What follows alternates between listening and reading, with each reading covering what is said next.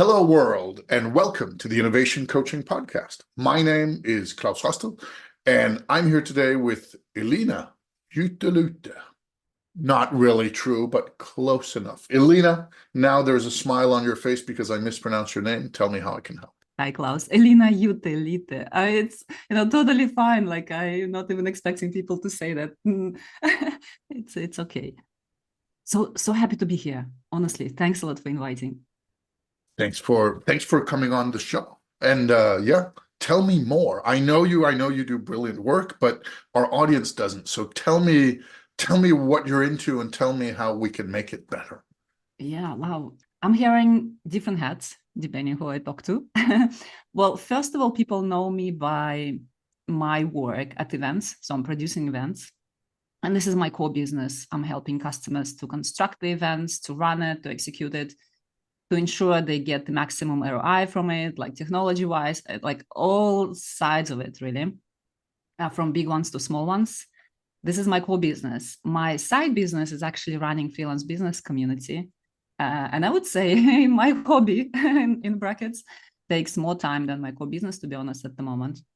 And just recently, I've discovered that I have figured out the synergy between these two businesses, and this is my speaking engagements. And quite frankly, I'm so excited about the fact that I can still go to the events, still be associated with events without running them, be on a stage and share my passion for freelance. So for me, it was like, oh, wow, that is the wow moment. And I'm really looking into this year to develop my speaking business even more. So voila, that's me. Interesting. And it sounds like I know you're doing pretty well, but it sounds like you cracked one of those major things to combine that, where it sounds like you don't need help at all, and that's pretty good. So let's dive into somewhere where I maybe be able to be of assistance, because I obviously can't tell you do that. You did that completely on your own, which is perfect. So tell me what's the struggle? What's the challenge? Where would you like things to be a bit better, even though they're great? Yeah, well, thanks a lot. It may seem like great, but I think any business requires the outside input where you're like, aha, exactly, and I've been like struggling for a long time to figure out. For example, for me, the biggest challenge right now, like I'm not talking about my event production business, that goes quite well. I think the main issue comes when you have to create something. And creation comes very easily at first. Like you have an idea, yes, I know how to make it, you do it. But if you have to reiterate it like next year and again, the challenge comes because you don't want to repeat and you want to still surprise people. You still want to come to the market like, wow, this is another cool thing that she has done. And right now I'm talking about freelance business community and freelance business month that we produce every October. Oh, well, freelance business month is an online event that lasts exactly 1 month. And I know I've said that once. You told me once, like, you're totally crazy to do that. And I think I was at that moment, but nevertheless, we did it. It was during pandemic. Like we've built a tremendous brand around it, and I was recognized by putting this event together, and people were started to come and acknowledge that we do a great thing. But to run this as a business is a challenge, right? It's mostly volunteering effort. Yes, we generate some funds to be able to produce it, but it's not enough to say, yeah, it's a web summit that brings us like hell lot of money and we can survive from it. So managing the business side of it and create at the same time to be innovative is super difficult. So at some point I had almost this hard stop when like, okay, I just have to stop because it takes so much time from my family and I needed to focus on my family at the moment. I can't really pull the process because it's 1 year round production, right? It's not that you can start 3 months in advance, no problem. It's just going to be very like short time and click clock, like my husband says. So at some point, like I said, I thought I'm going to do pull the plug off the wall and not do it again. And then people started telling me like, "Are you crazy? You have your brand around it. You have to continue. You cannot stop. Like you can do maybe a smaller version of it, but just do something." And so I can't really distract myself from what I've created. Mm-hmm. But at the same time, I don't want to put so much effort into it and so much time. And also because I've got a small one and it makes it just so much more difficult to dedicate all the time that I used to. dedicate to the project that it was requiring versus what I have now. So I guess the question is how to maintain the brand, still do something which is valuable for people, and not spending like your entire lifetime on it. Hmm. Difficult one, right? So let's look at that for a moment. And let's start by using one of these very smart techniques that I recently discovered and I'm very, very big fan of. It's something called like future back or reverse futures or something like that. You probably have used something like that. But for me, it was interesting to see this done so specifically. So let's say next year, the Freelance Business Month, which is for our listeners out there, it's something Ilona created a couple of years ago and is still running. And it's essentially an online month-long summit of freelancers talking to each other, holding lectures for each other, panels, teaching each other. It's basically the crowd teaching the crowd, but Elena coordinating all the cats. And cats tend to run in different directions, including freelancers. So that's where we are. So we look at this and it's running in a year. Now, let's say you're not doing more than a little bit of the work. How did you get there? Let's say this is the future we're looking at. What are a couple of paths that could take us there? So instead of saying, can you do it? Let's instead say, so it's already happened. You're already at a place where your husband says, wow, Elena, it's really nice that you get to spend more time with the family, and the freelance business month is still going on. How did we get there? Yeah. What's a possible answer? Let's look at a couple of possible paths to get there because I can see some, but I'm also curious to see what if I just ask you straight out, what are paths you see as obvious ones? Mm. I think one of the obvious paths is that I just let it happen without having too much control on it. Because I'm like quality freak. I want to make sure that if people join online, they know that they will not be like stuck somewhere. Like they really get quality information and quality speakers. So that's why I was validating speakers. I was selecting them and building the content myself. Just prior to this, I was listening one of your podcasts where I think Bruce was saying, and you discussed that he actually let it go and let people to create their own content. And I really liked that idea. And something what I had in my mind also, maybe I just let people create their own events and I just provide the platform to do that. Okay, maybe there's going to be less quality. I will not be able to validate the content and speakers, but who cares? It's still running. So this is one way. Another way is that I have only maybe one event a week. So it's going to be 4 or 5 events a month, not like hundreds that they used to have. And still we're going to touch on some important points through that month. But to add to your explanation of the month, it's not only freelancers who are actually coming to speak.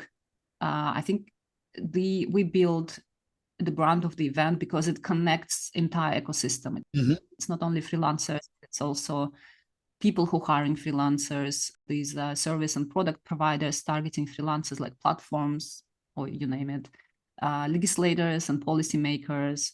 So you see there are different cohorts of people, different seniorities, and it's not always possible to just let it go. Mm-hmm. Some conversations need to be structured and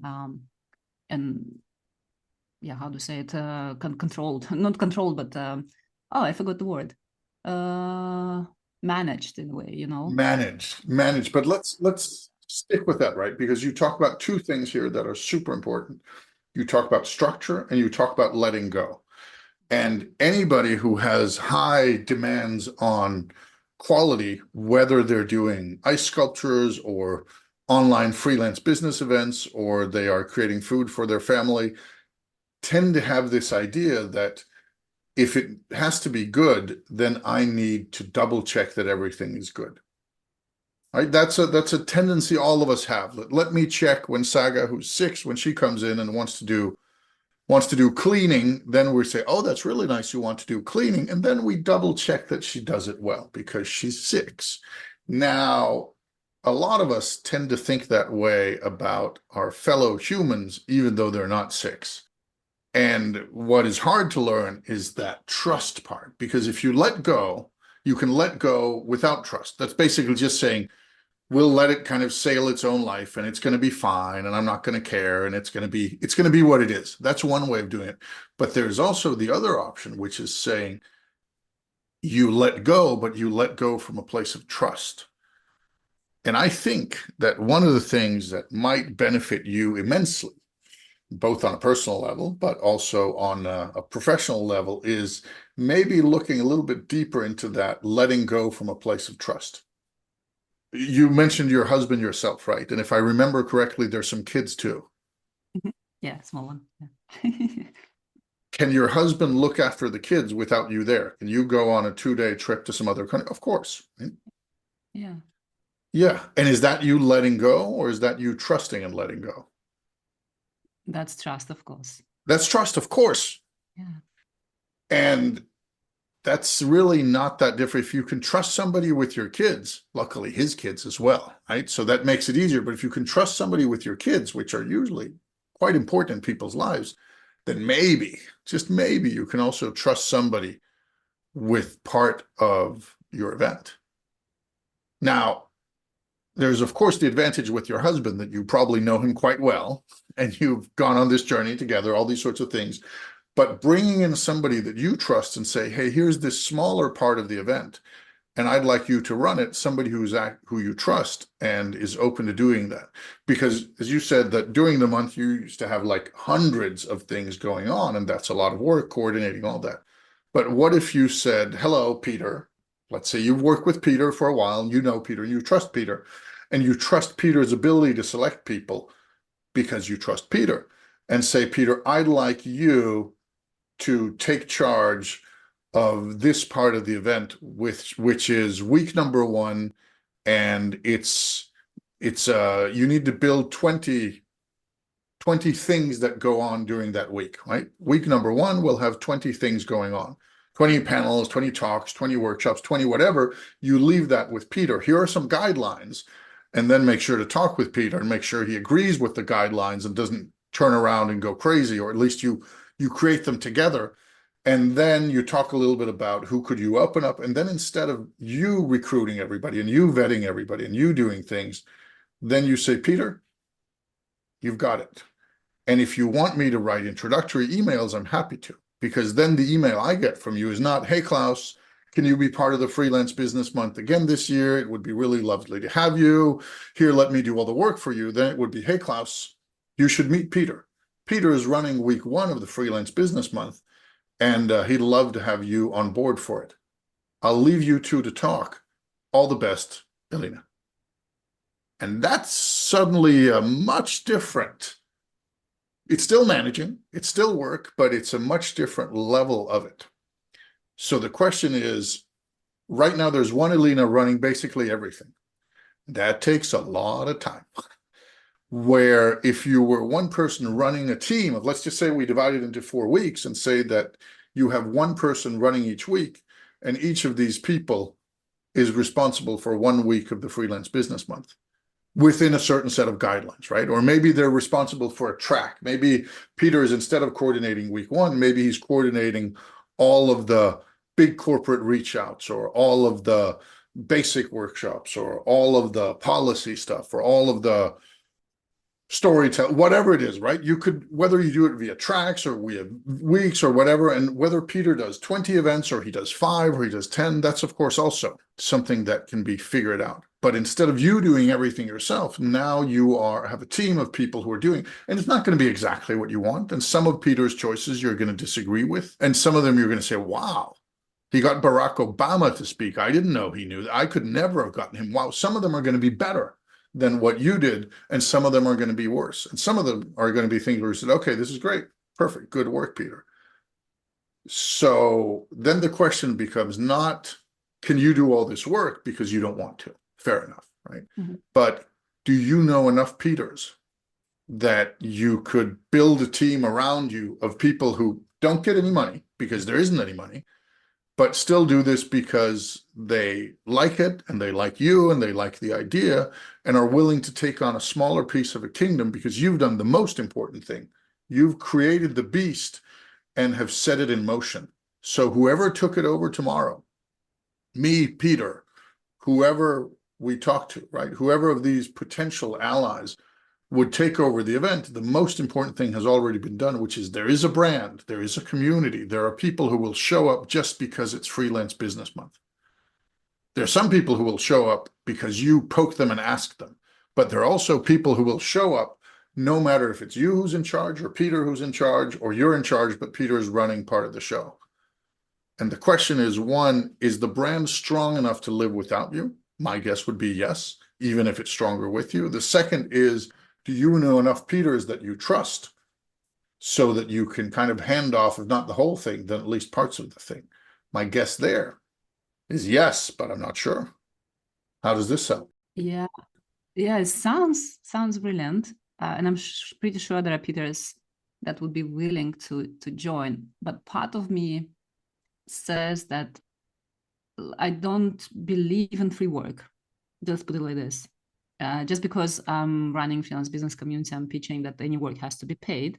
So I'd rather pay these people, and that's what I had in the past. I had a team to run it. That was not a problem. But at some point, with the child being born, I had to downgrade a little bit, so team had to go. And that's why I'm like contemplating: can I do something with limited resources but still continue the operations? I guess that's part of the question. Outsourcing is not a problem. Delegating things is not a problem. Is how to create a concept that would work with limited resources. But let's look at that in a moment. But first, I love the fact that you want to pay people. Does that mean I have a check in the mail waiting for the last time? Or that's, of course, a joke. I went to it willingly and was very happy to get the chance, because the thing you created doesn't pay the speakers and the content people, which I think is a smart decision, especially because it's basically the community talking to each other. So obviously that pay the people is a matter of what people and where. And I guess if you're saying you'd like to pay the people who are coordinating for other people, I completely understand that. But maybe look at it instead. What makes it interesting for them to do it, even if they're not paid, just like you managed to make it interesting for me to do it, even though I wasn't paid. Yeah. And then if you then pay them afterwards anyway, then they're probably going to be extra happy, right? If you'd recruited me and said, hey, Klaus, I'd love to have you do a thing on storytelling or pricing for the Freelance Business Month. And I said, yes, I'd love that. Very happy to.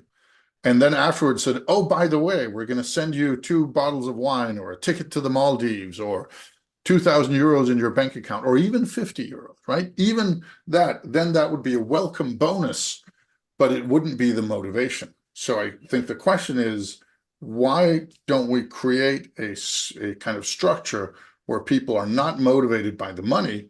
Because if you have no money, then it works anyway. And if you do have some money, you find it from sponsors or ticket sales or wherever you find some money, then there's even just more motivation. But if you start by saying money must be part of the motivation, then you're going to create a structure where money has to be part of the motivation. If you start by saying, let's create a structure where money is not part of the motivation, then very few people complain at getting extra money on top. But if they're expecting it, it's not there, then that can kill the whole project. So I think I'd flip what you just said and said, yes, people should be paid. Great. Let's assume we can't pay them with money. What can we pay them with then? What can we make it worth their while for? And then if there is money, then you can give it to them with a clean conscience and be very happy and everybody loves you. And if there's no money, then you can still be happy because you didn't overpromise and they went in with their eyes open. Whether they are people coordinating or whether they are people who are on stage or providing content of one sort. Yeah, and actually, if I have more free time and this limited time that I have, I could focus more on fundraising and get sponsors to join. Aha. Otherwise, spending this time, yeah, on operational, which is not very smart. It's somehow like it is in my head. I do get it. It is this switch to be made in my head. Also, like you just said, if it's not money, then what? And I tend to devaluate my own efforts and my own, like what I've built, which is totally crazy. I don't know why I'm doing it, but as a matter of fact, people they can get first of all experience. So me with almost 20 years background in events, I can definitely share a lot. Experience running an online event, which is also quite valuable these days. connection to the network, which is massive. I keep hearing people start running business, out of my own platform. Mhm. Okay, this is super. This is what I love hearing. They get work, they get brilliant ideas. It's just, I guess there is not a number that you can put into it, but it's just so valuable as well. Aha. So you're saying so it's already valuable. Mhm. And that means that right now, if you go out tomorrow and do an open call for people who want to help, that would have some people saying yes. Now, you may not want to do an open call because then you'll have to say no to some people and you'll get people you're not interested in working with, and you'll get people you don't want to work with, but you don't want to tell them, right? All these complications. But it does mean that you already have something that's valuable.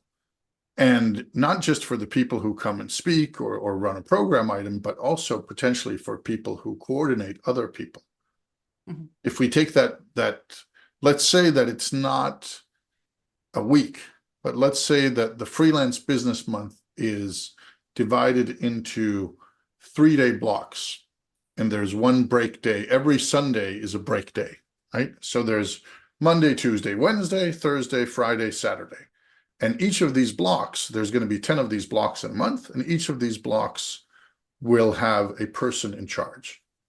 Now you don't have to recruit 100 people, you have to recruit 10 people. And each of those 10 people needs to have clear guidelines and clear structures and clear mandates and what they can do and what they can't do. And then they're going to create 3 days of content. Not themselves necessarily, but maybe some of it, but they're going to coordinate other people for 3 days. And what you're saying is they get to do it under the big umbrella. You have the platform, you have the guidance, they get to shine, they get to tap into there's always these good things that they're doing. And suddenly 3 days of online content, and it's not like 8 in the morning till 8 every night, right? It can be smaller than that. Then that's suddenly not such a huge ask or such a huge task. And the upside of it for these people is going to be pretty big, even if there's no money, because there's connections and there's learning and there's being not just connections, but being part of community, and there's coaching from you, and there's learning how to do all this sorts of stuff, right? Is there. Could you recruit 10 people for this, do you think? This is so brilliant. Yeah, you know why? Because I'm just thinking at the first edition that I launched, just because I was so much into the idea, and I thought it just the most brilliant thing that ever have thought about. I think I was able to sell ideas so well. I had 15 volunteers. See? Yeah, I wasn't thinking about money at that time because I knew like it's a free event. I'm not making money. Like there was no block for me. Like, okay, I need to pay people. I need to pay people. They were interested to have this experience of running online event. Obviously, when COVID hit, that was like the most important thing for event planners. And yeah, so I guess that's I'm just trying to walk away from my own ideas when I had at the start. So technically, it can work. Yeah, Or maybe walk back to your own ideas. yeah. Because when you started, there was no money for you, there was no money for anybody, nobody talked about money. We were just impressed that you actually did this and managed to pull it off. Because as you said, I said, you're crazy. I love that you're doing it, but you're complete mad. And then you did it. And then afterwards, some of these people like me who said, okay, she's still mad, but she managed to do it once, and that makes it much more likely to happen again. And then the second time you did it, I didn't doubt you. I still think you were mad, and I still think you are, but I didn't doubt that you were going to pull it off. And many people were like that. And since then, you've built a thriving, very, very connected, very, very valuable community because you've kept on doing it. And if you could get volunteers to begin with, now it's an established thing. Think of again, let's think 10 years into the future. If this runs for 10 years, people will pay to be allowed to be volunteers, part of creating this. Think of TED, right? The TED conference. If somebody came and said, Elena, we'd like you to help produce the TED conference, here you have to pay $5,000 to be on the TED team. Now, some people would say, no, I'm not going to do that because I need to get paid for my work and I'm a serious professional. Others would say, are you kidding me? I get to meet these amazing people. I get to have that on my resume. I get to say to everybody, oh, TED, well, I'm part of the core team. I get to be on the stage. I get to be there at the thing for just 5,000. Holy crap, I do that in a heartbeat. True, yeah, they sell licenses, yeah. Yeah. And we're not there. Freelance Business Month isn't yet there where you can say, cost 5,000 to be part of the team. But there are people out there who would pay to be part of that team because you're giving them opportunity that is valuable. And one of the things that we sometimes get caught up in, especially when we talk about freelance work and self-employed work, is this idea that we need to get paid. Well, sure, but you can get paid in many ways. If I got new, I mentioned Barack Obama earlier. If I was told, hey, Klaus, you can come to this event and there are two options. You can come as a speaker and there are two options. I normally get paid to speak at conferences, right? You can come and we have two options of paying you. One is you can get paid $5,000 to be on stage, or you can spend an hour with Barack Obama, just the two of you eating lunch. Would that be worth $5,000 to me? Yeah. Where the hell else would I get an hour of Barack Obama's time for $5,000? Just me. I would never be able to do that. This is a guy who gets hundreds of thousands for speaking. And that's just seeing him on stage along with 1,000 others. Sitting down with him, I do that in a heartbeat. And a lot of people would say, oh no, I need to get paid. I can't work for exposure and I can't work for this or that. The reality is, sure you can. You shouldn't always, but this idea that there has to be payment is to me one of the really great lies in being self-employed or in freelance business. This idea that money has to be involved. There are many things in this world that are valuable. Money is one of them. It's easy to exchange because you can use it for both rent or for theater tickets or for food, but sitting down for an hour with Barack Obama, that's valuable as well. Or with investors, or with business partners, or with people you just find inspiring, right? We have all these things that are valuable. And yet, when we talk about freelancers, we tend to fall into this trap of you should always get paid. And if you don't get paid, they're evil. It's like, well, it depends on where. Would I speak for free anywhere? No. Would I speak for free some places? Hell yes. Would I pay to be on some of these stages? Without a doubt. So here the question is, are you giving these people something valuable if they help you produce this? Yes. Very simple. You don't have to answer that. I can answer that for you. Will some people find it not valuable enough? Sure. But then they're not the people you're going to get to help. Will some people find it valuable enough? Yes. And then they're the ones who are going to help you. And suddenly your job is to lead and manage, not to do all the operations. And yes, you're going to get burned. And yes, you're going to have people you thought were brilliant and they turned out to look brilliant on paper or be nice and just not deliver. And you're going to have people who shine unexpectedly, all the annoying stuff with people and all the good stuff with people. But at the end of the day, you're going to create a structure that can live without you and where there can still be a very, very nice level of quality. But it's not that you have to move all the chairs and you have to check all the PowerPoints and you have to do all the recruitment. You have to recruit the recruiters. And suddenly you're doing something different and even better. If there ends up being money because you now have more time to go out and find funding, well, then you have a chance to pay these people. You might even have a chance to pay yourself. Yeah, it's a point. Because as you said, there's a better chance that if you have time, then you can find funding. If I went in and helped you, right? If I was one of your Peters, I wouldn't be able to go out and find you funding. Well, okay, maybe I could, but let's just assume for a moment I could easily help produce 3 days of content, but I would have a terrible time finding funding. And that means that if you are freed up to find funding, you might find funding for both of us. Where if I say I'm going to work for free, that actually makes my chances of getting paid better. And even if I don't get paid, I'm still happy with doing the work because I'm happy with helping put this together because of connections and community and inspiration and da da da da da. And then you do the work and get the money, either for you or for all of us. You made me think actually, like you said, a few things that made me think that there are people who would be actually happy to get maybe their community members on stage because they don't have such opportunity, but here they have it. And that would make them look good in front of their community, for example. Coaches, like they're all building their own communities, mentors, and they like to speak. So perhaps that could be one of the volunteering group that would work with me together on this event. So yeah, thanks for giving that thought. And you referenced Bruce's episode, Bruce Russert, and that was episode 17. And one of the things Bruce and I talked about was that his company, Arrival, they have something that is incredibly hard to build. They have trust and they have reach. And that means that if they find event partners that have skills and manpower, but don't have that same level of trust and reach, they're a very, very good partner for these people. You, one woman army, have some of the same trust and reach. Now, of course, they have 20 years in the travel industry, if not more. You don't have that. But what you do have is that you've managed out of basically nowhere to build a quite strong community with quite a lot of reach and quite a high level of trust. And that, as you say, not everybody has that. Where some other people, they have the work hours they're willing to put in, they have the skill sets, they have the drive, the passion. But if they can piggyback on your reach and your trust, and if they can combine their skills with that, then they can get out to much more people than right now, and you can get somebody to help you do the work, and everybody wins. Absolutely. Yeah, totally. Totally. Yeah, nice.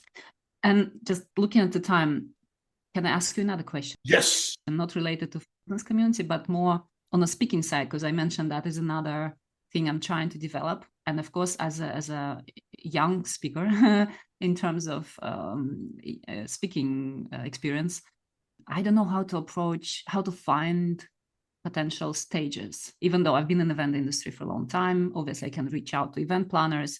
But if I want to focus on innovation, because my signature talk is innovating with freelancers or promoting freelance lifestyle more than corporate, where would you go? So where I would go is that I do two things.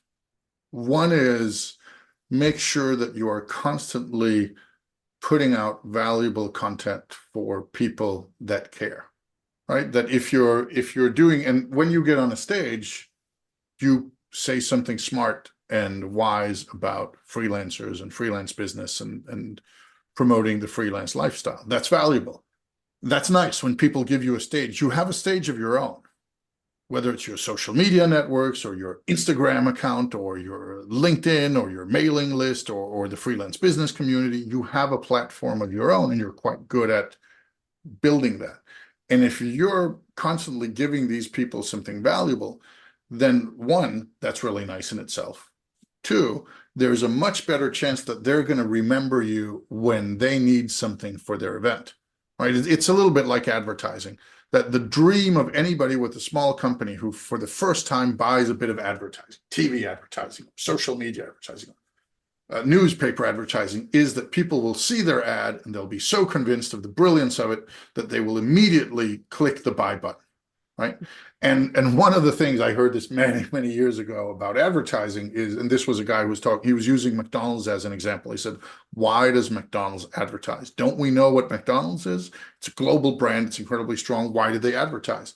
Well, they advertise all the time because they're not doing a campaign hoping that you see the campaign in your living room and suddenly jump out of the couch and scream, I want a burger. And then you run to your car, drive to the nearest McDonald's and buy a Big Mac meal. That doesn't happen.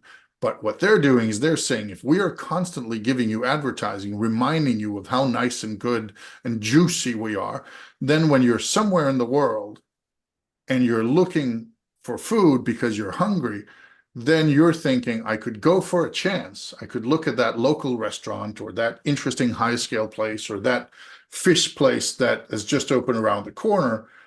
And then instead say, or I could go to McDonald's because I know what I'm going to get and I know it's going to be good and I know it's going to be cheap and I know it's going to be fast. And then you make that choice. But you catch people when they need you, not when you need them. And a lot of people in the freelance business tend to forget that. They tend to see, in my experience, they tend to see advertising as something you do, and then people immediately click go.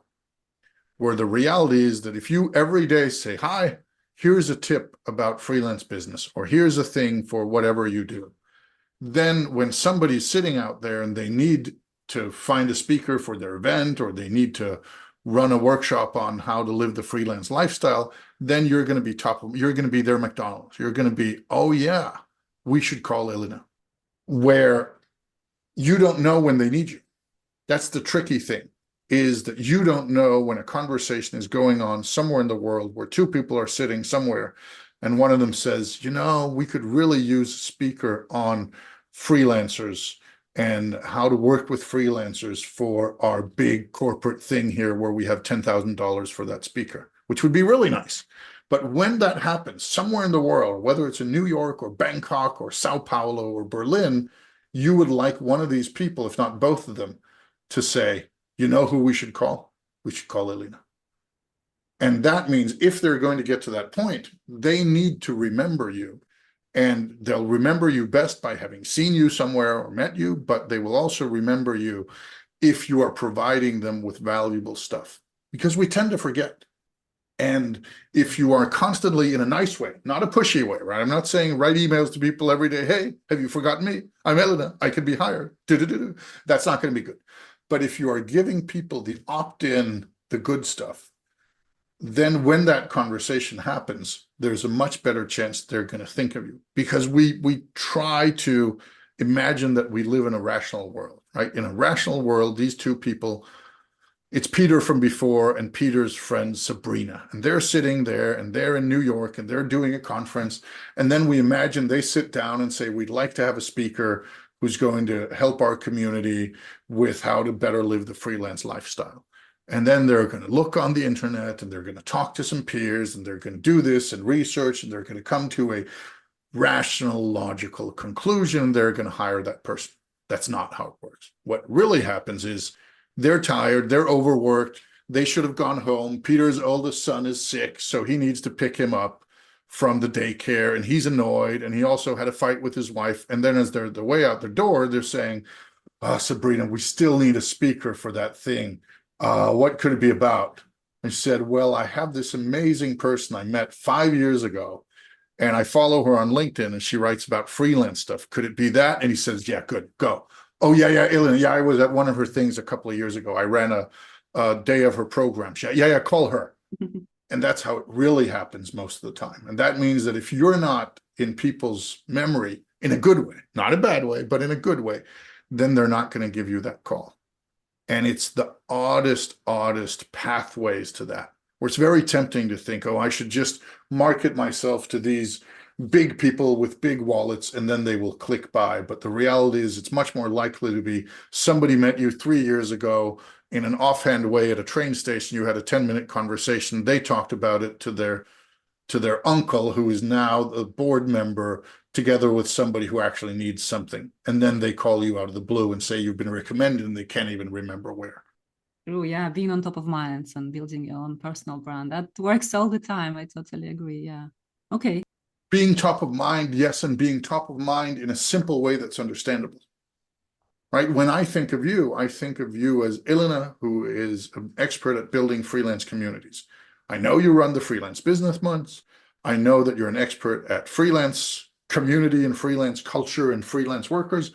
The event stuff, I'd forgotten about that before this call. I knew it, we've talked about before, but I'd forgotten about this, even though that's your day job. But the other stuff, it's not that many days since I sat in a conversation and I recommended you, and I ended up writing to somebody and to you and saying, hey, you two, if you haven't already met, you should, because you're in my kind of my mind luggage as this freelance hero. Thank As an event person, if somebody said, I need an event person, I probably could refer them to you, but I wouldn't think of it, because to me, you're this freelance hero. Now, I know you do the other stuff, and I'll probably remember a little bit more after this call, but because to me, you're Elena, the freelance hero. That means that for that, you're top of mind for me. And that means that I recommend you to people whenever I stumble across anybody who's in that space or looking to be smarter in that space. And that also means if somebody says, hey, we need a speaker about freelancers, then you're not my number one go-to. Well, thank you for saying that, because funny enough, I've never built my brand as event professional. And that's what I also tell in my talks, because when I started freelancing, I was acting as a company, like faceless. It's back to the time when we were still afraid to call ourselves freelancers, and I was positioning myself as a company. So I was approaching businesses and people as a company, so not showing off my expertise, which is like super bad. But once I started producing event community and events for them, eventually my name started to be associated with freelancers, and that's how my brand started to shine eventually. So that's very interesting thing that you say, and most people don't know that I, for core business, I do events actually. So yeah. Exactly, right? Exactly. And you could have come into this and you could have said, "Oh, Klaus, as you remember, you could have told me a line. I'd probably have said, "Oh yeah, I didn't remember that, but that sounds true." Because that part of you is for me at least has been not as easy to remember, where the other part has been so cool and so strong. And that's also how we've engaged. That means that that's stuck with me, and that's going to be stuck with me for a couple of years, if not many years, because it's easy, it's clear, it's strong, and it's a message I can get behind. And the more Klauses you have out there, the more ambassadors, the more chance of any of us ending in that conversation with Peter and Sabrina as Peter's trying to pick up his kids and one of them's really puking all over the daycare, and then say, yeah, we should get her. Yeah, got it. And does speaker agency work? Yes, speaker agencies work, because what speaker agencies do is that the Peters and the Sabrinas, when they're planning their event, if they don't have that strike of inspiration, then Peter instead will say, we should call Francois. He runs this speaker agency. He'll fix the problem. Speaker agencies don't work for people who don't have any budgets. For the small companies, they don't work, because speaker agencies, of course, charge money for their services. But for the big players, speaker agencies are brilliant. And the work, I have a couple of speaker agencies I'm connected to. They don't bring me a lot of work, but they do bring me work, and I love it every single time. Because what they do is they don't have all these random conversations. They say, do you want to speak for this client at this day at this money on this topic? And I say, yes. Or they say, do you want to maybe speak for this client at this day at this money, or roughly this sort of thing? And I say, yes. And sometimes I say, no, I can't do those dates, or no, I don't want to work with these people, or no, I'm not the right speaker for that topic. But they're brilliant because they do all the hard work. They are some of the best sales teams you can have, and you don't have to do anything unless they land you business. So I have a speaker agency that I pay to be part of. I pay them to be my sales team. I don't pay them a lot, but we're quite a few speakers who are carefully vetted by them, and we pay a monthly fee. And that means that whenever somebody calls them, they say, oh yeah, you should talk with these people. And it doesn't give a lot of business, but it gives some.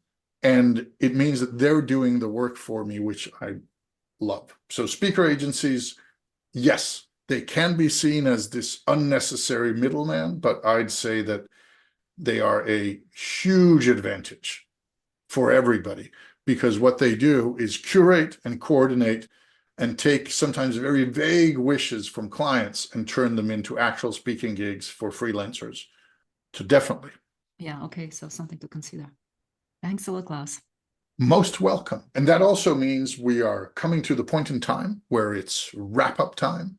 You have freelance gigs to do. I have an extra piece of coaching to do. And the last thing I want to do, Ellen, I want to do two things. One is, as is customary, but you get the same treatment as everybody else here. I want to thank you for bringing this not just to me, but to everybody out there. I'm pretty sure that there will be people out there who are going to think, I'm going to reach out to her. And that was inspiring. And oh, yeah, I recognize what she's saying. So thank you for bringing your challenge to both me and to our audience out there. That takes courage and helps. And the second is, I want you to think for a moment, think of three takeaways, three things you take away from our conversation here today. Mhm. Positive, negative, either works as long as it's memorable for you. Yeah. Well, first of all, Klaus, I think our conversation right now illustrated very well the power of someone's opinion. Like what I'm trying to say is that once you start sharing the issues you're having, you immediately can get an answer just because someone phrased it. Maybe you had it in your head and you were hesitating, like, is it the right thing to do? Like, would it work or not? And when you hear someone who is more experienced or more brilliant than yourself is sharing things with you, you're like, oh, yeah, actually, it makes sense. And then you have more power to go that way. So I definitely recommend it. Well, first of all, freelancers to consider mentorships. It's just so important if you start, or any entrepreneur, in fact, right? That's why all these clubs are so popular this day, because people can exchange and get answers to their problems or questions. So that's definitely, thanks a lot. I appreciate your time spent with me on that. And so 3 takeaways. Well, first of all, it's mind shift, right? From, okay, I'm running the business, but is it a business really? Maybe it's still a volunteering community, right? Where I am the biggest volunteer, first of all, spending like a lot of time and money sometimes on projects for freelancers. So that's one thing. Secondly, can I actually equip myself and build a team of volunteers around myself? This is something that I was trying to avoid for a long time, all these years, because I was in association world for so long, working with volunteers. I kind of feel the pain sometimes there, but nevertheless, why not to consider that path? So that's number 2. And third one is definitely, like, thanks a lot for sharing about speaking. It's something that I will be looking much more deeply this year, because I really enjoyed that and I want to join more stages. And this is how I realize I can actually motivate people going solo and starting their own freelance business. So it's not only via community, but going outside and sharing my passion even more. So these are the 3 things. Thank you very much for that. And thank you to all of our listeners out there for being flies on the wall for our conversation here. This has been the Innovation Coaching Podcast. You've heard Elina Juttelut, and you've heard me, your host, Klaus Hostel, which nobody can pronounce either, so I'm fine. Thank you for listening.